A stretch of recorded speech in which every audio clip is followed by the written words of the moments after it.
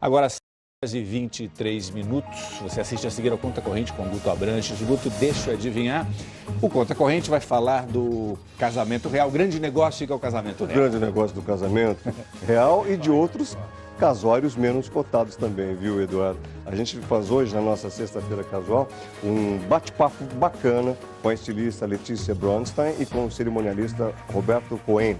O foco é esse mesmo que o Eduardo já mencionou.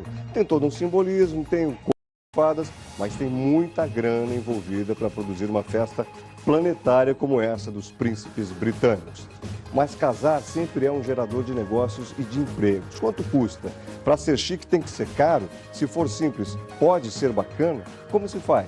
Quem trabalha? Por aí vai. Nós vamos inclusive responder as perguntas dos assinantes, eu já estou com elas aqui comigo e, olha, algumas são bastante interessantes. Dá tempo até de você também enviar a sua pergunta para o g1.com.br/Globo News. A edição praticamente toda é dedicada ao casamento e tudo o que ele tem de real. Eduardo. Boa ideia, Guto. O Jornal da Globo News volta às 8 horas da noite. Até já.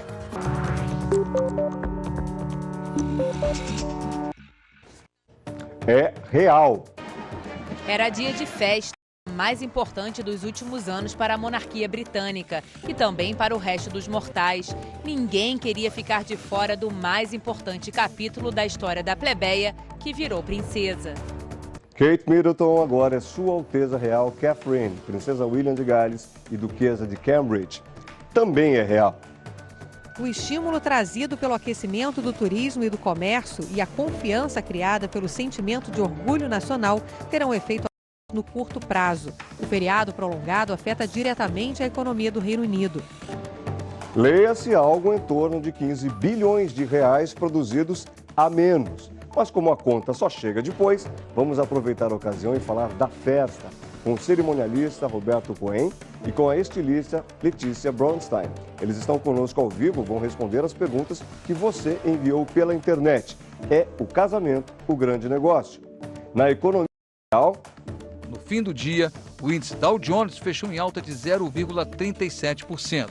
O S&P 500 avançou 0,23%, enquanto a Bolsa Tecnológica Nasdaq avançou 0,04%. Os resultados das empresas salvaram o dia. O comentarista Jorge Vidor está com a gente ao vivo nesta edição da Sexta Casual. Eu sou o Guto Abranches. Com o casamento de William e Kate, aquele universo de realeza toma um novo fôlego.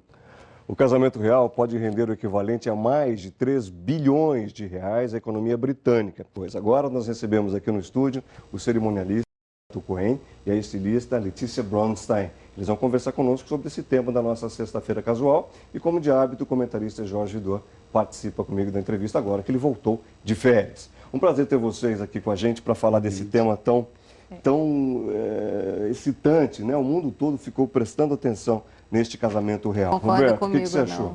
Olha, eu acho que quem vê o casamento como grande evento esperava muito mais, com certeza. E o que eu achei é que ela foi uma noiva real em ambos sentidos. Real de realeza e real de realista. Não é? Porque ela vai ser uma referência agora para muitas noivas a seguir. E quem esperava muito luxo, muita pompa e tudo isso, ela foi uma noiva bastante coerente, bastante contemporânea. Isso, profissionalmente, é muito bom pra gente, é muito bacana as pessoas terem o pé no chão, mas sem abrir mão dos sonhos, da carruagem, do véu, da cauda, das damas de honra e tudo aquilo que toda noiva tem. Bom, os homens estavam mais assim, organizados do que as mulheres. Né? Bom, de uma maneira geral. Ou não? É porque eu acho que aqueles uniformes também todos dão esse ar. Né? É que nem sempre o que é grandioso é sofisticado. Eu acho que a sofisticação está nos detalhes, está na sutileza. Eu acho que às vezes... Botar as árvores dentro da igreja, por exemplo, é um dado sofisticado? Esse é um dado duvidoso, na verdade. Assim. Eu acho que esse talvez era uma coisa até desnecessária. Eu não acho que agregou nada. Mas eu acho que o grandioso talvez fosse... É a história do vestido que o Cohen falou, se ela tivesse feito realmente uma coisa bordada com milhões de pedras e não sei o quê, enfim. E todos os outros dados, em vez de eles fazerem um coquetel depois com champanhe e fizessem um almoço muito grande, eu acho que às vezes o coquetel só já é sofisticado, já é chique, não precisa ser tudo muito grande, né? Exato. E quanto ao decor, é realmente duvidoso. Para quem esperava uma coisa grandiosa, romântica, não parecia realmente uma coisa romântica aquelas árvores. Outros falavam que realmente árvores dentro de uma abadia, com todo aquele estilo e tudo, faltava flor, faltava colorido. Mas acho que talvez o fato de ser na abadia é um pouco restritivo, né? Porque a igreja, a abadia, ela não é para um casamento, né? Sim. Tanto que o Charles e Diana casaram na Catedral de São Paulo, né? E não na abadia. Mas a rainha casou na abadia de Westminster, né? São coroados lá. Acho que também ela quis não ficar igualzinha a Diane e Charles. Não virar um clone. Mas a abadia eu acho que é um pouco restritiva. Tanto que Deixa eu mudar aqui um pouquinho. as pessoas estavam de lado, né? Um pouquinho o foco da nossa conversa para perguntar do ramal negócio, que é muito a sua especialidade também, Roberto. O negócio do casamento, que gira em torno disso, a geração de empregos, pela experiência que você tem. Claro que num acontecimento como esse é uma situação bastante peculiar. Mas, de maneira geral, hoje a gente pode ter essa indústria como uma indústria importante e representativa aqui no Brasil também? Eu acho que o casamento ele tem uma enorme importância hoje em dia. Ele gera uma economia poderosa, ativa, tá, durante o ano inteiro, sem ter altas e baixas.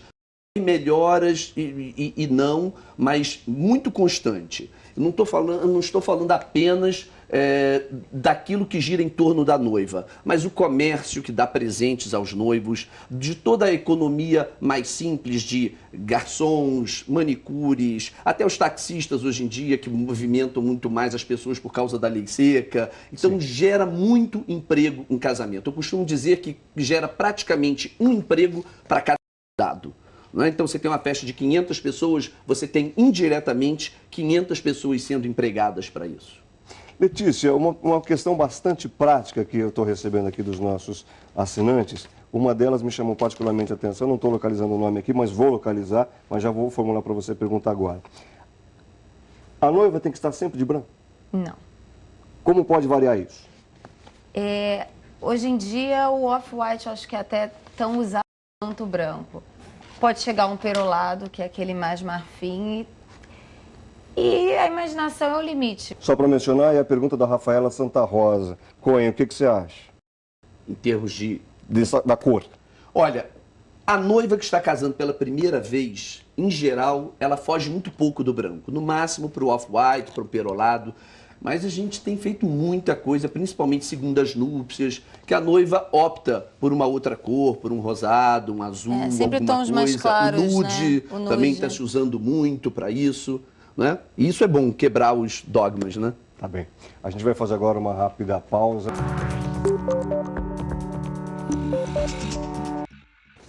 Estamos de volta com a notícia do dia. O sonho de casar de véu e grinalda mexe com o imaginário de muitas mulheres desde a infância. Casar aos moldes da realeza britânica, é claro, custa muito caro.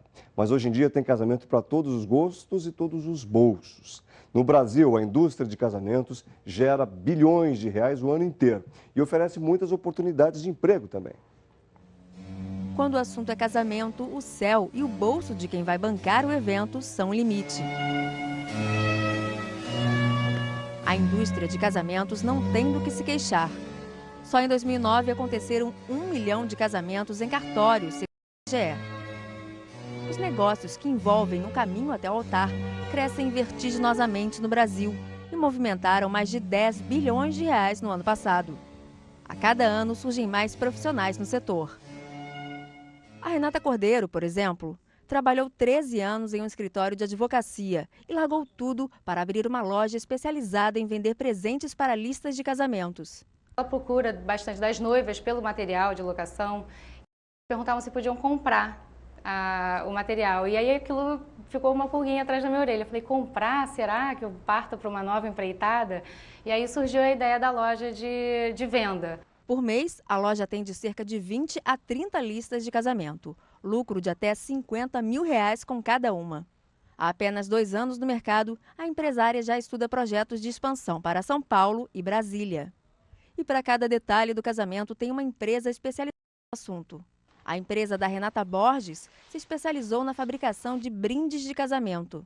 A ideia de abrir a loja surgiu quando ela ficou noiva e sentiu falta de uma lembrança que ela pudesse dar aos convidados que fosse a cara dela e do marido. Eu comecei a ver que havia necessidade, a falta, na verdade, de produtos originais, produtos práticos, personalizados, para que as noivas e os noivos pudessem dar para os seus convidados. Há 4 anos, ela deu pontapé inicial no empreendimento, com um capital de R$50 mil. Hoje, fatura R$250 mil por ano. Teve que dar a volta ao mundo, mas o mundo, afinal, é logo ali. Com certeza, importando diretamente da China, eu estaria eliminando, né, outros vendedores e estaria diretamente comprando das indústrias que produzem. A empresária ainda está estudando os projetos de expansão da marca, mas já tem um objetivo para os próximos anos. Ter um aumento no faturamento em 3 anos de 50%. Essa é a minha meta. Nada mal. Estamos de volta com os nossos convidados, Jorge Vidor, e as perguntas dos nossos assinantes, que vão estar formuladas aqui. A primeira é de Ilana Goldstein. Vou me casar e quero saber como faço uma festa boa, bonita e barata. E eu já emendo. Quanto custa casar de uma forma que seja atraente, Letícia? O céu é o limite, né? Depende do que você quer colocar no seu casamento. E do seu bolso. Para mim, a boa festa, bonita, é aquela que você faz ela pensando nos seus convidados, fazendo uma coisa de cada vez e bem feito. Eu prefiro a omissão de um item do que ter tudo mais ou menos, tá? Agora, o barato é realmente você limitar o seu orçamento e não aceitar muita sugestão e não ouvir muita gente, porque é isso que faz você extrapolar seus limites. Não vai fazer feio. Não vai fazer feio se você fizer com boas prioridades. Boa comida, boa bebida, boa música e número certo de pessoas para uma festa acontecer. Aí que é o problema, né? O número certo, sempre tem um pouquinho. Vamos ver mais uma questão que está chegando relativa a isso também, a questão do Daniel.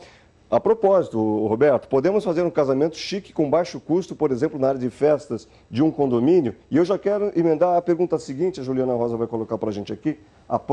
Essa questão é do Daniel. A pergunta da Letícia Carvalho. Ela diz o seguinte: é legal alugar um espaço para festa de casamento e obrigar que o buffet seja da mesma empresa? Se não for, como se proteger disso? E tem ainda uma terceira que eu vou engatilhar. É do Vandriele, ou da Vandriele, não sei dizer. Como fazer um casamento sem contratar um buffet, economizando, porém mantendo a beleza? Você vê que o nosso... Tá aí, a questão do Vandriele. Você vê que o nosso assinante, ele é interessado, mas exigente do ponto de vista de gastar. Como combinar isso tudo para fazer uma festa bonita sem gastar demais? Bom, como eu tinha iniciado, existe uma escala de valores que a pessoa coloca. O que ela prioriza? Então, por exemplo, se ela prioriza gastronomia, comida, ela com certeza deve iniciar pelo buffet. E aí procurar espaços que permitam que ela entre e leve o próprio buffet. Daí, se a preferência dela é o espaço, o condomínio, se aquilo diz respeito a ela, é claro que ela vai fazer uma bonita festa no condomínio dela sem problema algum, tá? Bom, economizar no buffet, eu acho que é se a pessoa não vê na comida, na gastronomia, um item importante. Mas que ele tenha certeza que convidado vê isso. E quem convida dá banquete é um termo que a gente costuma falar bastante. O café da manhã, por exemplo, é uma coisa ruim? Um casamento, café da manhã? Um brunch, digamos. Não, acho chique, dependendo. É muito chique, é muito chique. Um brunch bem preparado. O feio é a coisa inadequada, tá? Você não pode dar um brunch fora do horário de um brunch, tá? Mas fora isso, é muito chique, é muito apropriado, com certeza. Muito bem, essas foram apenas algumas dicas. É claro que esse universo congrega uma série de outros detalhes que interessam a todos que estão para se casar ou a todos que querem a festa. Quero agradecer as participações conosco nessa edição de Letícia Bronstein. Um tema, uma palavra. Uma mini frase, que eu acho que casamento não é moda, casamento é sonho. Que se realiza. Obrigado, Letícia. Roberto Cohen, um tema, uma palavra. Festa, casamento é solução, não é problema. Então não encare isso como um encargo, mas sim como uma grande alegria. Muito obrigado, prazer ter vocês com a gente, prazer ter o Jorge Vidor sempre. a sua audiência e a sua companhia. Encerramos essa edição, claro, com as belas imagens do evento que colocou literalmente meio mundo diante da televisão hoje. O casamento do príncipe William, futuro rei da Inglaterra, com agora ex-plebeia Kate Middleton. Boa noite, bom fim de semana. Até segunda, se Deus quiser.